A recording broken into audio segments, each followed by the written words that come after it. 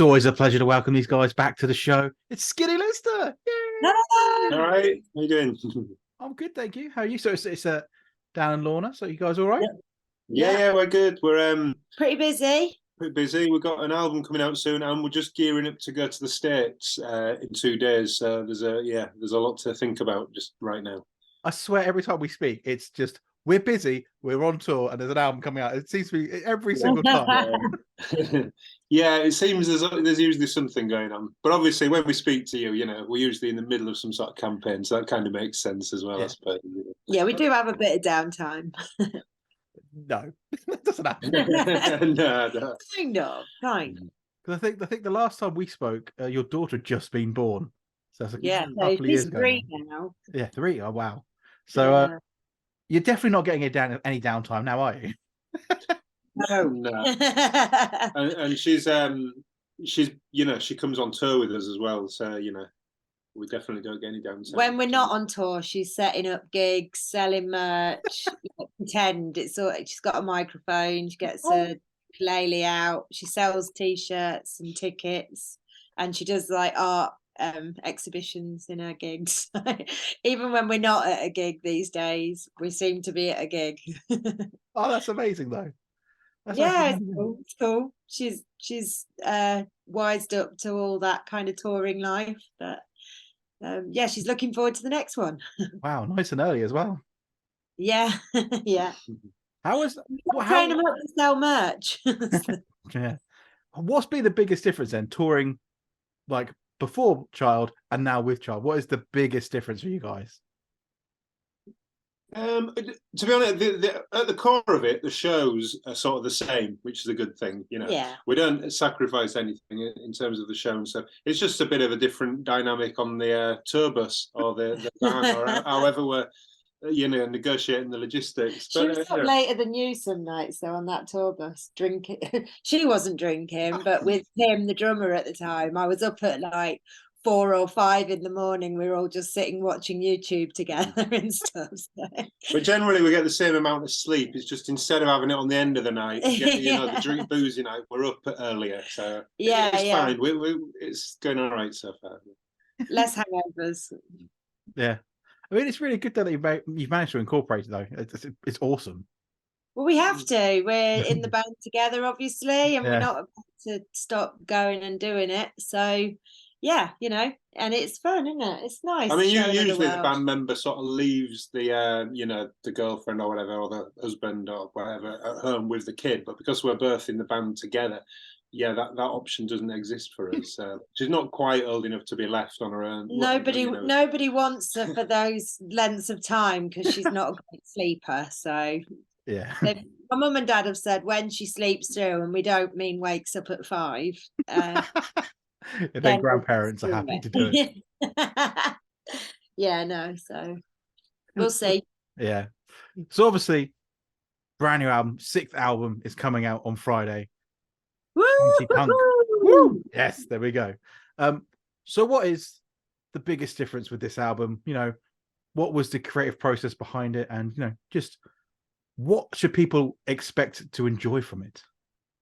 Yeah, well, we've kind of we've gone for what we think is the essence of Skinny Lister on this one, maybe more so than on the last 2 or 3 albums. There's echoes of maybe the first 2 albums a bit more on this one. Stomping, accordion-led, sort of folky melody, sort of if you think of Skinny Lister, I think it's that it's that music, and we have ventured and had fun venturing into some slightly different areas.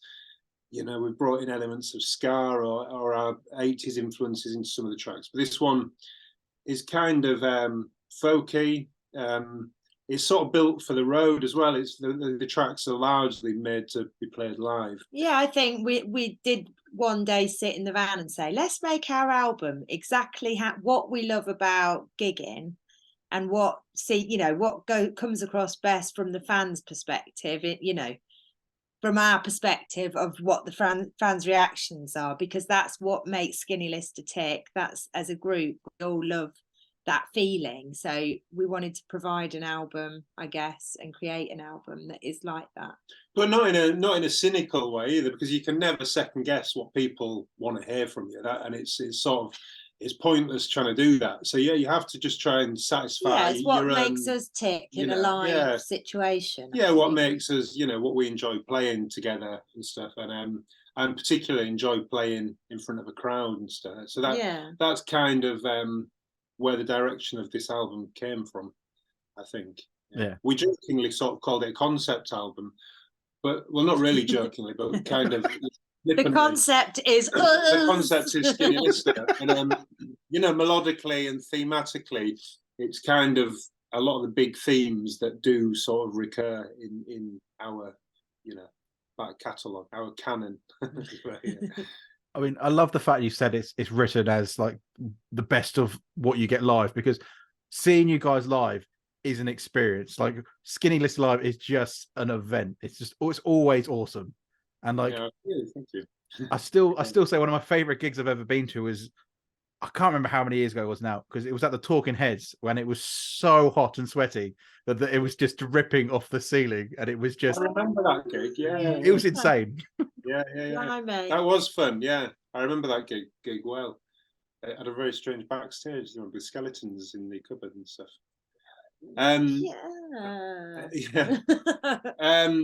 But yeah, it's all about, it sounds cliched, but it's kind of all about the crowd as well. And with us, there's no barriers. It's kind of, we're all in a room together, and there's a proper sense of community, singing along, and yeah, so it's the crowd that really brings that energy, and it's just, it feeds off each other, and they're the best shows, the ones that feel like that, especially when you've got sweat dripping from the ceiling. Yeah, I just always remember that one, because it's just never happened. It's just, I've never seen it before. But yeah, you always come back to Southampton as well, which is amazing. So is the crowds in Southampton good then? Are we good? I mean, there was one of my favourite gigs. Was it last tour? I think it could have been last tour. Was at the 1865, and there was somebody crowd surfing with crutches, and a photographer like captured the silhouette of the crutches sort of in the air, and just they're always crazy, just love them. So, and always sell out pretty quick, so that's always wonderful.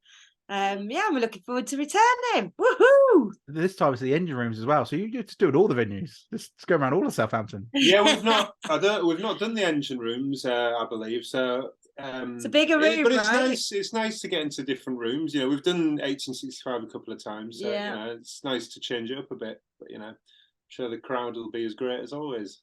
Yeah, and I love the fact you're like, oh yeah, there's just some guys crowd surfing with crutches. It just sounds very Skinny Lister. Like there's not many other gigs that happens at. No.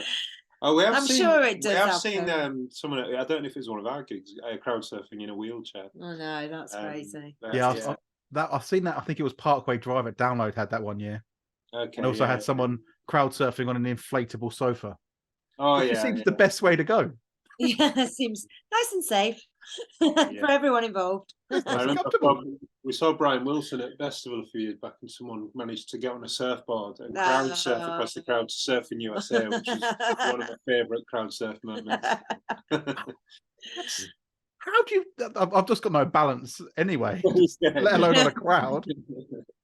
You need to work on your core. That's not happening. So obviously, album is out on Friday. That's Shanty Punk. So it's 20th of Engine Rooms is on the 8th of December. Woo! Which is always be fun. It's a little pre-Christmas show as well. Yeah. I mean, by then, December, you've got into the Christmas spirit a bit, haven't you? So that, they're always quite Christmassy, our tours, especially that December run. So yeah, perfect for that.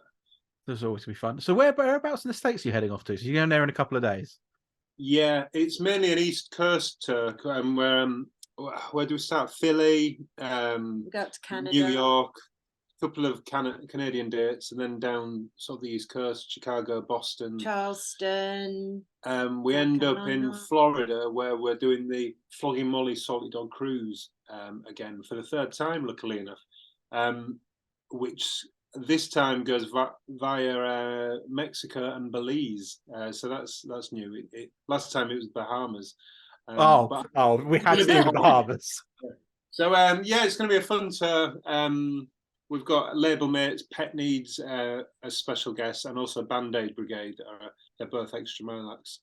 So it's like a full bill as well. And Beans on Toast is joining us for the last couple as well. Yeah, he's joining us in Atlanta. Can't wait. So yeah, but 4 weeks out there, so that'll be fun. That's a lot of fun, and I love Pet Needs. They are so much fun. Oh yeah. So we've got them on the full tour, and they're on the boat as well, on the cruise. Yeah, there's going to be some fun had. Believe me. Yeah, I love a cruise. I like all these gigs that happen on cruise. It's just like the greatest thing when you're first told, oh yeah, do you want to come to a gig, sort of cruise? You're gonna maybe do just a few shows on a boat, and then just get to join a cruise. How quickly you just go, yeah, I think we can do that. And we get paid. Oh, excellent! it is amazing. I mean, we've been lucky enough to do it twice before, and both times have been amazing fun. I think that first time when we played the set sail party, and we're just completely in shock at how amazing it was. Just like that'll go down as one of the best gigs ever. It was like, if we can do something like that again, that would be wonderful.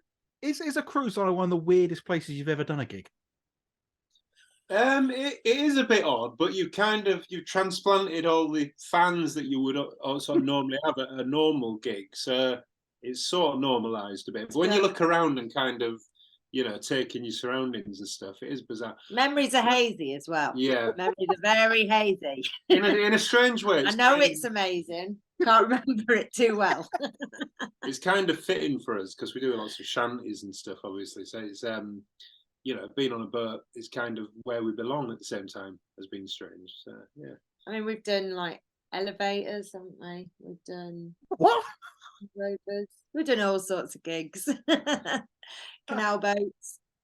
How would you do a gig in an elevator? No. I mean, when she says gig, she's stretching things.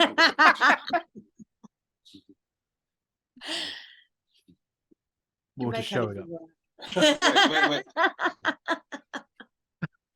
I've got to ask you, because we're doing this interview on Friday the 13th. Do you like horror films? You into horror films? No, I hate them. Absolutely.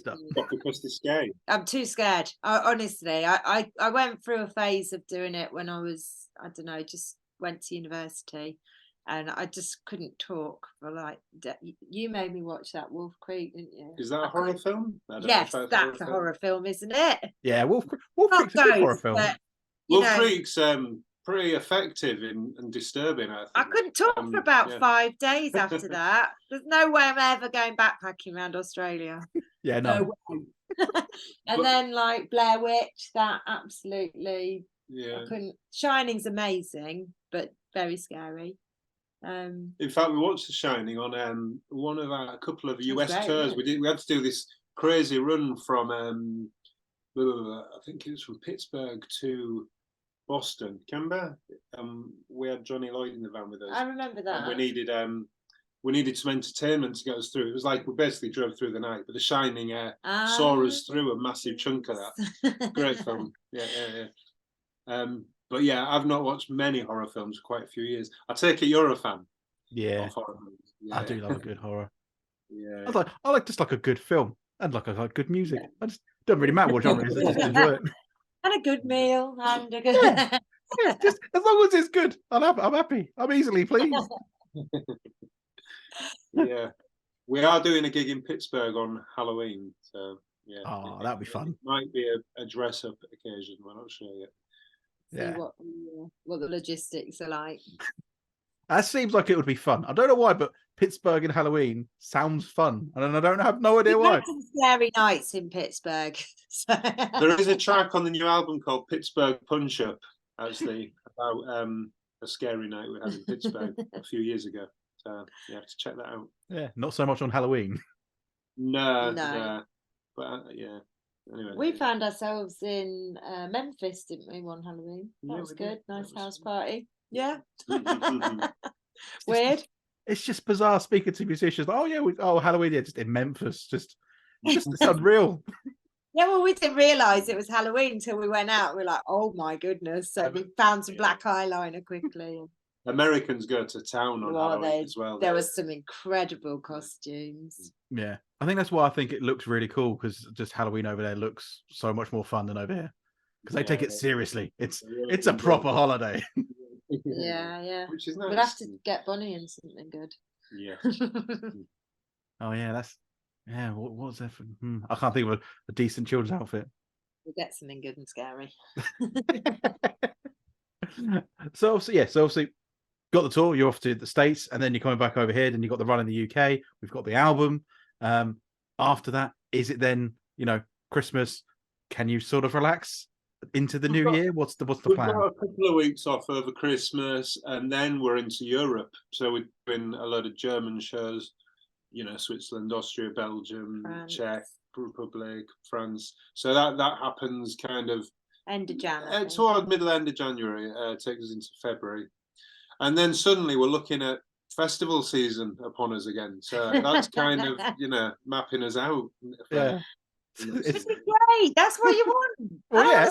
Like putting the bins out, cooking dinner. Boring. Yeah, it is. It is boring. That is a lot more fun. But then there's you at the start going, yeah, we've got downtime. Yeah, after like festival season in 2026, maybe. Yeah. But it's nice. We've got the new album, so we want to get out there playing it. And it usually takes us a good year. Yeah. It's amazing. It's just like, yeah, we're sorted until this time next year, and then we'll still do another tour then as well. Because you've got to finish the album off then. You've got to finish the album cycle off again with some more UK dates.